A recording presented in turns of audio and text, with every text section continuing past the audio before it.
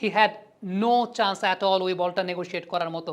So সব কিছু মিলিয়ে বাংলাদেশের ওয়ান ডে সেট আপটা, ওয়ান ডে টিমটা এই মুহূর্তে অন্তত হোম সিরিজগুলোতে বেশ ভালো ডমিনেট করছে। অনেকে হয়তো বা বলবেন যে অস্ট্রেলিয়ার তো এটা মেইন সার্কিটের দল না, বাট তারপর অস্ট্রেলিয়া ইজ অস্ট্রেলিয়া, সেই ব্যাপারে আসলে আপনি আলাদা করে কোনো কিছু বলার নাই। অ্যালেক্স ক্যারি বা জশ ইংলিশরা তো সেই জায়গাটা আছেন, ক্যামেরন গ্রিনরা আছেন।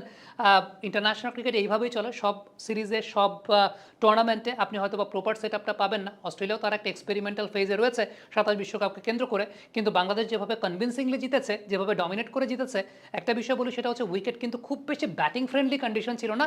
Wicket was very much evenly balanced, অর্থাৎ স্পিনারদের জন্য টার্ন ছিল, পেসারদের জন্য মুভমেন্টও ছিল, এবং সেই সঙ্গে ব্যাটসম্যানরা যারা স্কিলফুল ব্যাটিং করবেন তারা রানও করতে পেরেছেন। সো এই জায়গাটা দুটো ডিপার্টমেন্টেই, বোলিং এবং ব্যাটিং দুটো ডিপার্টমেন্টেই কিন্তু বাংলাদেশ ডমিনেট করেছে, যে কারণে বাংলাদেশ ম্যাচ জয়লাভ করেছে।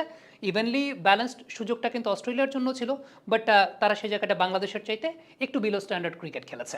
কমেন্ট বক্সে আপনাদের মন্তব্য মতামত জানতে চাই, লিখে পাঠাবেন।